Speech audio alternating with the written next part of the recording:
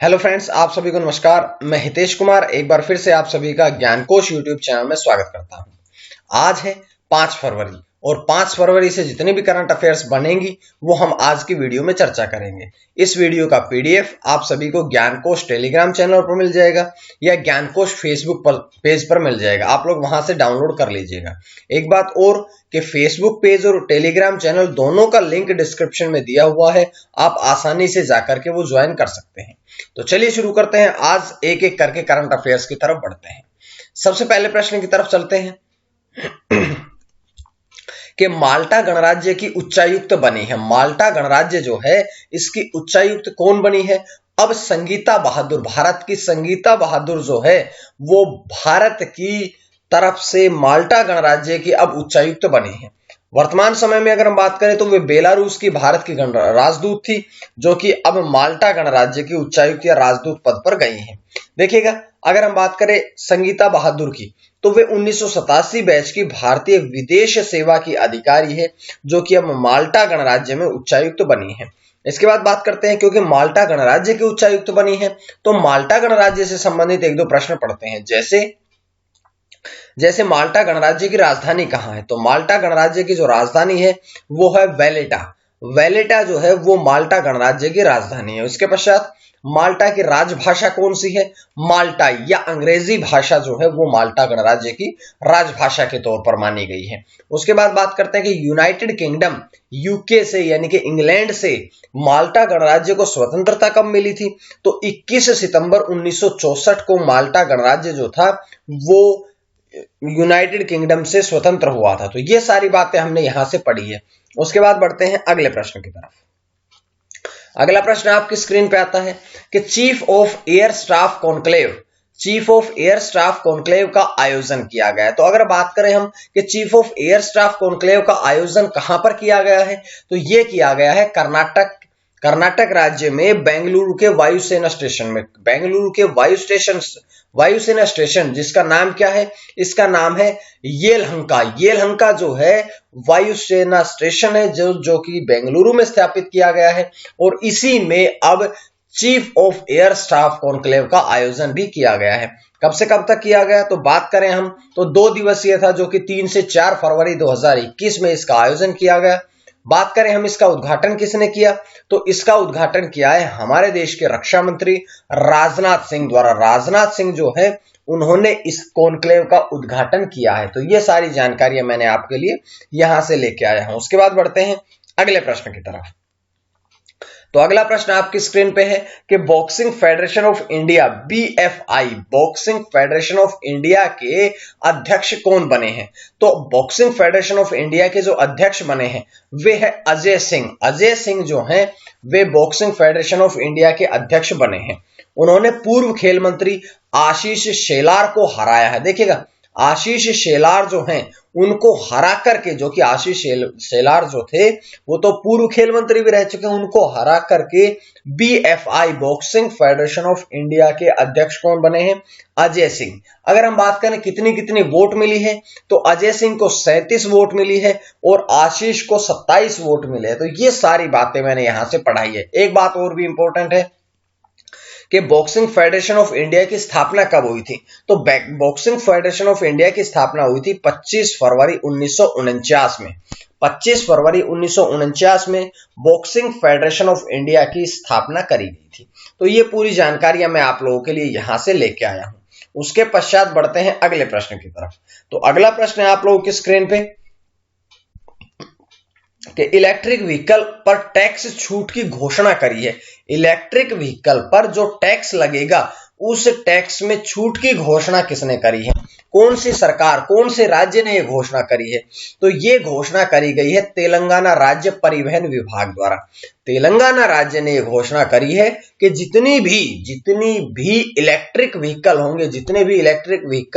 होंगे उन सभी को टैक्स फ्री किया जाएगा और यह घोषणा करी है तेलंगाना राज्य परिवहन विभाग द्वारा। बात करते हैं कि रोड टैक्स और पंजीकरण जो शुल्क है इन दोनों में छूट दी गई। केवल रोड टैक्स और पंजीकरण जो रजिस्ट्रेशन फीस है दोनों में छूट दी गई है, जिससे कि ताकि ज्यादा से ज्यादा इलेक्ट्रिक वाहनों को प्रोत्साहन दिया जा सके, इनकी खरीद को बढ़ाया जा सके।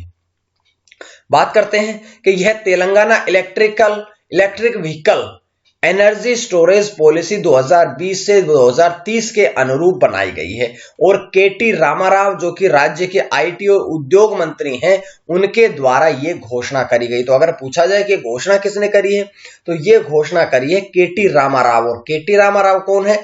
वे वर्तमान में आईटी और उद्योग मंत्री हैं। इससे क्या होगा कि जो इलेक्ट्रिक वाहन है, जो इलेक्ट्रिक चलने वाले वाहन है, उनको प्रोत्साहन मिलेगा। तो ये सारी बातें यहां से हमने पढ़ी है। उसके बाद बढ़ते हैं अगले प्रश्न की तरफ, पांचवें प्रश्न की तरफ। पांचवा प्रश्न आपकी स्क्रीन पे आता है कि दुनिया का पहला कार्बन न्यूट्रल तेल मिला। तो दुनिया का जो पहला कार्बन न्यूट्रल तेल मिला है वो कौन सी कंपनी को मिला है? तो ये मिला है RIL अर्थात रिलायंस इंडस्ट्रीज लिमिटेड को ये तेल जो है ये मिला है। बात करते हैं कि अमेरिकी तेल प्रमुख ऑक्सीडेंटल के ऑक्सीलो कार्बन वेंचर्स OLCV के द्वारा इसे निर्मित किया गया है। और रिलायंस कंपनी का जो उद्देश्य है वो उद्देश्य ये है कि 2035 तक यानी कि आगे आने वाले 15 वर्षों में शून्य कार्बन उत्सर्जन कंपनी बनना, यानी कि शून्य कार्बन उत्सर्जन कंपनी बनना ही रिलायंस इंडस्ट्रीज का मुख्य उद्देश्य है। इसके बारे में बात करते हैं, इसके बारे में थोड़ी और बातें, जैसे अगले प्रश्न पे कि चेन्नई में पहला आर्द्र भूमि संरक्षण केंद्र स्थापित किया गया। चेन्नई में पहला आर्द्र भूमि संरक्षण जो वेटलैंड क्षेत्र जो है ये स्थापित किया गया। ये पर्यावरण जलवायु परिवर्तन एवं वन मंत्रालय के तहत MCSCM national centre for sustainable coastal management का एक हिस्सा है। और ये आर्द्र भूमि जो है ये संरक्षण और प्रबंधन का केंद्र भी माना गया है इसे, जो देश के 4.6% भूभाग पर स्थित है। तो ये सारी बातें हमने यहां से पढ़ ली है। उसके पश्चात बढ़ते हैं आज के प्रश्न की तरफ। तो आज का प्रश्न आप लोगों के लिए है कि अमेरिकी मंत्रिमंडल के पहले समलैंगिक यानी कि ट्रांसजेंडर सदस्य कौन बने हैं? 4 ऑप्शन आप लोगों के पास है और कल जब आपको वीडियो मिलेगी तो उसमें मैं अपने नई बुक का फोटो दिखाऊंगा, फोटो, और वो मार्केट में कल आ जाएगी, जिसके पश्चात मैं उसका अनाउंसमेंट भी कर दूंगा। तो ये थी यहां से जानकारी। अब हम बढ़ते हैं पिछले प्रश्न के उत्तर की तरफ। पिछले प्रश्न का उत्तर है कि अलर्ट बीइंग आइकन अवार्ड 2020 से जो सम्मानित किया गया वो AR रहमान को, भारतीय संगीतकार AR रहमान को अलर्ट बीइंग आइकन अवार्ड 2020 से सम्मानित किया गया। उसके बाद है 7वां प्रश्न। 7वां प्रश्न आपकी स्क्रीन पे आता है कि सरदार बहादुर अमीन चंद सोनी सशस्त्र बल की आधारशिला रखी गई है। तो पहले बात करेंगे कहां पर? तो ये पंजाब के बाजवाड़ा में ये स्थापित कि इसकी आधारशिला जो है वो रखी गई है। और अगर हम बात करें कि किसके द्वारा रखी गई है, तो इसकी जो आधारशिला है वो रखी गई है पंजाब के मुख्यमंत्री कैप्टन अमरिंदर सिंह के द्वारा। कैप्टन अमरिंदर सिंह जो है उनके द्वारा अब सरदार बहादुर अमीन चंद सोनी सशस्त्र बल की आधारशिला जो है वो रखी गई है। इसके बाद बात करते हैं कि PWD पंजाब लोक निर्माण विभाग जो है इसके द्वारा 12.75 एकड़ क्षेत्र में 27 करोड़ की लागत से परियोजना जो है इसका निष्पादन किया जाएगा। और इसका काम कब तक पूरा हो जाएगा? तो 2021 के अंत तक इसका काम जो है वो भी पूरा हो जाएगा। तो ये सारी बातें मैंने आपको यहां से बताई है। इसके पश्चात प्रश्न नंबर 8 की तरफ चलते हैं कि जल पक्षियों की पहली जनगणना करी गई है। तो जल पक्षियों की पहली जनगणना जो है वो कौन से राज्य के द्वारा करी गई है? ये करी गई है पश्चिम बंगाल राज्य के द्वारा। पश्चिम बंगाल राज्य में वन विभाग के द्वारा ये जनगणना जो है वो करी गई है।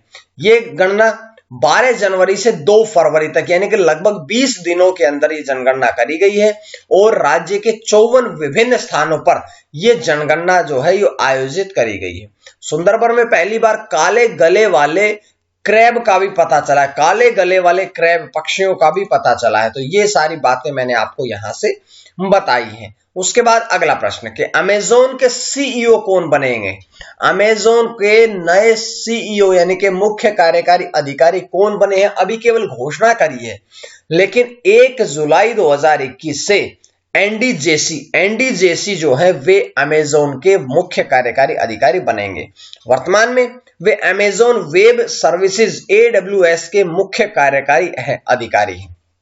बात करते हैं कि वे कंपनी के संस्थापक और CEO जेफ बेजोफ का स्थान लेंगे। जेफ बेजोफ जो हैं वे वर्तमान में कंपनी के CEO हैं और जो कि 27 साल पहले 5 जुलाई 1994 को इंटरनेट बुक सेलर के रूप में ये कंपनी शुरू करी गई थी और वर्तमान में ये कंपनी जो है ये शॉपिंग के लिए बहुत ही प्रसिद्ध और फेमस मानी जाती है, जिसके अब नए CEO का ऐलान कर दिया गया है।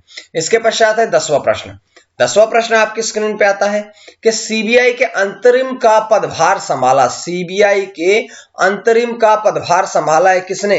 ये संभाला प्रवीण सिन्हा ने। अंतरिम कार्यकारी अध्यक्ष का पदभार संभाला है।